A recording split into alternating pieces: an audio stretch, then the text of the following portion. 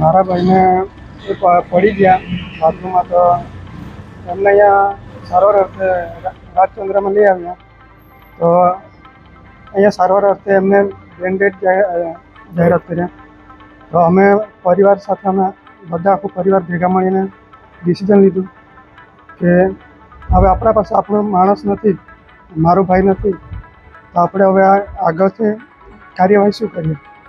તો મેં મારા પપ્પાને ને ભાભીને એ લોકોની સાથે ભેગા મળીને ચર્ચા કરી કે આપણે એવું કામ કરીએ કે કોઈને દાન મળે અને કોઈનું જીવન બચી જાય. એમને હાર્ટ આપેલું છે, કિડની. હું અમારા ટ્રાઇબલ વિસ્તારમાં કદાચ હું માનું છું કે આ પહેલો એવો એક કેસ હશે કે અમે મોટો એક પ્રસંગ કહી શકીએ કે મોટા દાન કરી શકીએ. આ એક પહેલી વખત હશે અમારા આદિવાસી એરિયામાં. અમને જોઈને કોઈ બીજાને પ્રેરણા મળશે કે આપણા પાસે માણસ નહીં રહે, પણ બીજા કોઈને 3 જણ કે 4 જણની વ્યક્તિને જી મળી શકશે.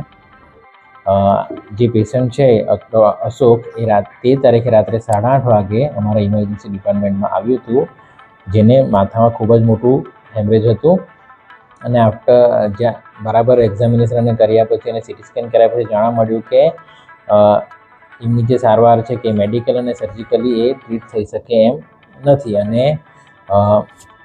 અશોકની ઉંમર લગભગ 40 કે 42ની આસપાસ હતી. તો અમે જે ટ્રાન્સપ્લાન્ટ કોઓર્ડિનેટર છે આપણી હોસ્પિટલ, એમને મળીને એમના રિલેટિવને ટ્રાન્સપ્લાન્ટ અંગદાન માટે સમજાવ્યા. એકવાર જે એ લોકો રેડી થઈ ગયા પછી જે આગળના 24 કલાકમાં જેટલા પણ અંગદાન માટેના જેટલી બી કાર્યવાહી કરવાની હોય, જેટલા બી ટ્રીટમેન્ટ અને જેટલા બી ટેસ્ટો કરવાના હોય એ અમે ટાઈમસર કર્યા. અને સવારે 5:30 વાગે અમદાવાદથી ટ્રાન્સપ્લાન્ટ માટેની મંજૂરી મળી. અને અમદાવાદ IKDRC અને UN મહેતા ઘાટ હોસ્પિટલમાંથી સવારે 11 થી 11:30 વાગે ટીમ રાજચંદ્ર હોસ્પિટલમાં આવી અને સફળતાપૂર્વક હૃદય અને 2 કિડનીનું ઓર્ગન ટ્રાન્સપ્લાન્ટ માટે લઈ ગઈ.